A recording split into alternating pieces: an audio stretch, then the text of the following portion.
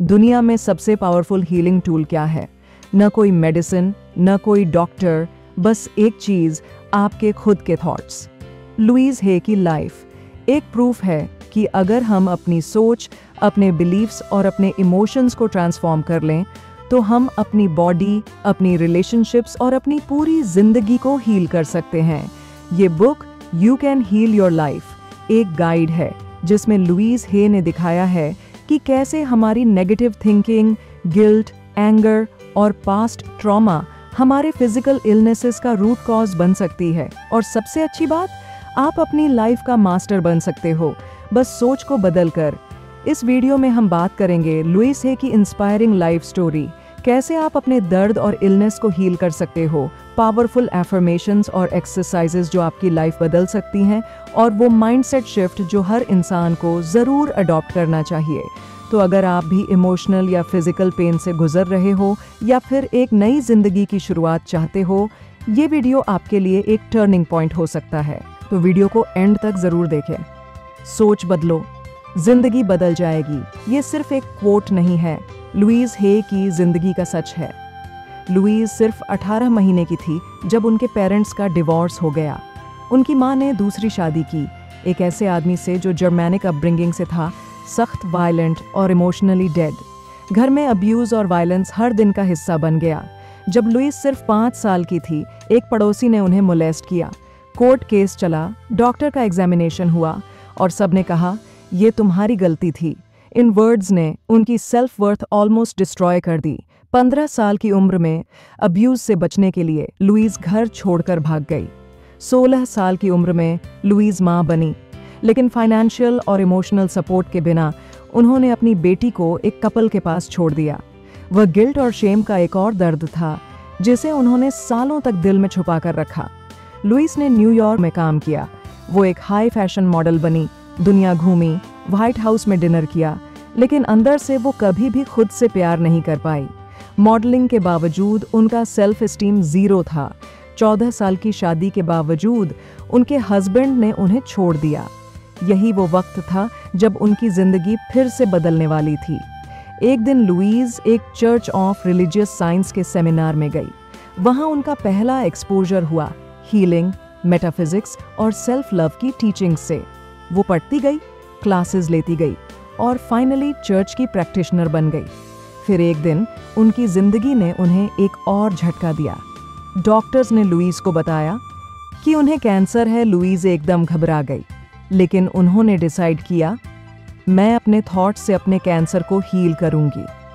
उन्होंने कहा, अगर मैं सिर्फ ऑपरेशन कराऊंगी लेकिन अपना सोचने का पैटर्न नहीं बदलूंगी तो कैंसर वापस आएगा, लेकिन अगर मैं अपने मेंटल वुंड्स हील कर लूं तो मुझे ऑपरेशन की ज़रूरत भी नहीं पड़ेगी। लुईस ने अपनी हीलिंग जर्नी को स्टार्ट किया। उन्होंने mirror exercise, therapy, forgiveness, strict diet, food reflexology, negative beliefs का ट्रांसफॉर्मेशन किया। रिजल्ट, 6 महीने बाद लुईस हे पूरी तरह कैंसर फ्री थी। डॉक्टर्स भी हैरान थे, लेकिन लुईस जानती थी डिजीज सिर्फ शरीर में नहीं होता, वो दिमाग में होता है, और जब हम अंदर से हील होते हैं शरीर भी ठीक हो जाता है। वॉट आई बिलीव, लुईस हे कहती है कि जिंदगी बहुत सिंपल है, जो हम देते हैं वही वापस मिलता है। हर थॉट जो हम सोचते हैं वही हमारा फ्यूचर बनाता है। हम खुद अपने एक्सपीरियंसेस क्रिएट करते हैं अपने थॉट्स और इमोशंस के थ्रू। आपका सोचने का तरीका बराबर है आपकी जिंदगी का रिजल्ट। जो हम सोचते हैं अपने बारे में वही सच बन जाता है। अगर आप सोचते हो मैं वर्दी हूँ तो जिंदगी में प्यार और रिस्पेक्ट मिलेगा। अगर आप सोचते हो लोग मेरे खिलाफ हैं तो वही एक्सपीरियंस बार बार रिपीट होगा। ब्लेम मत करो, पावर अपने हाथ में है। हम ही सिचुएशंस क्रिएट करते हैं लेकिन फिर दूसरों को ब्लेम कर देते हैं। मैं रिस्पॉन्सिबल हूँ अपनी लाइफ के लिए। ये एक्सेप्ट करना हीलिंग की शुरुआत है। बिलीफ्स हमारे बचपन से बनते हैं, जो कुछ हमने चाइल्डहुड में एडल्ट से सीखा, फियर, एंगर, गिल्ट, वही हम रिपीट करते हैं। अपने पेरेंट्स को ब्लेम मत करो, वो भी विक्टिम्स थे और उन्होंने जो जाना वही सिखाया। सेम पैटर्न्स बार बार रिपीट होते हैं। आपने नोटिस किया होगा कि आप एक ही टाइप के एक्सपीरियंसेस बार बार फेस करते हो। रीज़न, आपके अंदर वही बिलीफ सिस्टम बार बार वही चीज़ें अट्रैक्ट करता है। कल क्या हुआ, कितनी बड़ी प्रॉब्लम है, सब पुरानी बात है। अभी क्या सोच रहे हो वही आपका फ्यूचर बनाएगा। हर मोमेंट में आपके पास चॉइस है, पॉजिटिव या नेगेटिव सोचने की। बस अवेयरनेस लानी है कि अभी का थॉट आपका कल बन रहा है। सबसे बड़ी बात, थॉट को बदला जा सकता है, और जब थॉट बदलेगा तो जिंदगी भी बदलेगी। लुईस हे का मैसेज है, आप पावरफुल हो। आपके थॉट्स, आपके बिलीव्स और आपका प्रेजेंट मोमेंट, सब कुछ आपके कंट्रोल में है। बस डिसाइड करो, मैं अपने लिए क्या सोचना चाहता हूँ। What is the problem? ये चैप्टर एक बहुत ही डीप और आई ओपनिंग एक्सप्लोरेशन है। हमारे प्रॉब्लम्स का असली रीजन क्या है? लोग अक्सर कहते हैं, मेरे रिलेशनशिप्स काम नहीं करते, टॉक्सिक, अनसपोर्टिव या लोनली फील होता है, पैसे कभी काफ़ी नहीं होते, हमेशा शॉर्टेज रहता है, मेरी लाइफ ही नहीं चल रही, कुछ सही नहीं लगता, मोटिवेशन नहीं, सेल्फ डाउट है। बट लुईस हे कहती हैं, यह सब एक्सटर्नल सिम्टम्स हैं, असली प्रॉब्लम है अंदर के थॉट पैटर्न्स। ऑथर हर नए क्लाइंट को एक टास्क देती है, एक पेज पे लिखो आई शुड और 5 से 6 सेंटेंसेस कंप्लीट करो। हर एक सेंटेंस पढ़ो और बताओ व्हाई। लोग कहते हैं, मेरी माँ ने कहा था, सबको यह करना पड़ता है, मैं लेजी हूँ, स्टूपिड हूँ। ये सब लिमिटिंग बिलीफ्स होते हैं जो वे बचपन से सुनते आए हैं। लुईस सजेस्ट करती हैं, शुड हटा दो, उसकी जगह बोलो if I really wanted to I could. अब जब क्लाइंट ये नया वर्जन बोलते हैं, उनका जवाब बदल जाता है, मैं एक्चुअली यह करना नहीं चाहता, मुझे डर लगता है, मुझे आइडिया ही नहीं कैसे करूं। तब पता चलता है वो काम या तो उनका खुद की चॉइस ही नहीं था या डर की वजह से वो कुछ नहीं कर पा रहे थे। लुईस का कहना है, चाहे प्रॉब्लम हेल्थ का हो, पैसों का या रिलेशनशिप्स का, असली सॉल्यूशन है लविंग योरसेल्फ। लविंग योरसेल्फ मतलब अपने आप को अप्रिशिएट करना, रिस्पेक्ट देना, अपने बॉडी और माइंड के मिरेकल को एक्नॉलेज करना। सेल्फ लव वैनिटी या एरोगेंस नहीं होती, ये तो ग्रैटिट्यूड और एक्सेप्टेंस होती है। लुईस हे ये समझाती हैं, जब तक हम अपने अंदर के पैटर्न्स को नहीं समझेंगे तब तक प्रॉब्लम्स रिपीट होती रहेंगी, पर चेंज पॉसिबल है। What do we do now? बहुत से लोग अपनी लाइफ के मेस को देखकर हाथ खड़े कर देते हैं या गुस्सा हो जाते हैं, पर फिर भी कुछ नहीं बदलते। लेकिन अगर हम सच में अपनी लाइफ को बेहतर बनाना चाहते हैं तो हमें अपने अंदर बदलाव लाना होगा। गुस्सा होना एक पैटर्न है, लेकिन सॉल्यूशन नहीं। अगर बार बार वही गुस्सा आता है तो सोचो ऐसा क्यों हो रहा है? क्या हम खुद ही ऐसे सिचुएशंस अट्रैक्ट कर रहे हैं? हम सब चाहते हैं कि लाइफ बदले, लेकिन खुद बदलना नहीं चाहते। लेकिन आउटर वर्ल्ड तभी बदलेगा जब इनर वर्ल्ड बदलेगा। इनर वर्क चाहिए तो सोचने का तरीका बदलो, बोलने का अंदाज बदलो, इमोशंस एक्सप्रेस करने का तरीका बदलो। लुईस हे कहती हैं कि उनके अंदर भी रेजिस्टेंस आता था, लेकिन जब भी ऐसा होता उन्हें पता चल जाता कि यह उनकी लाइफ का एक इम्पॉर्टेंट पॉइंट ऑफ चेंज है। मेंटल हाउस क्लीनिंग, अपनी सोच को एक घर की तरह ट्रीट करो। कुछ बिलीव्स को पॉलिश करो, कुछ बिलीव्स को रिप्लेस या डिस्कार्ड करो, कुछ पुरानी सोच को ट्रैश में डाल दो। बिना गिल्टी फील किए, जैसे फिजिकल सफाई में गार्बेज निकलता है, वैसे ही मेंटल सफाई में भी नेगेटिविटी बाहर आती है। मिरर में देख के बोलो, मैं बदलने के लिए तैयार हूँ। अगर रेजिस्टेंस फील हो तो पूछो, किस पुरानी सोच को छोड़ने से डर लग रहा है? सेल्फ ब्लेम मत करो, बस ऑनेस्टली ऑब्जर्व करो। बदलाव एक जर्नी है। Resistance to change. जब तक हम अपने अंदर छुपे हुए पैटर्न्स को समझते नहीं, तब तक उन्हें बदला नहीं जा सकता।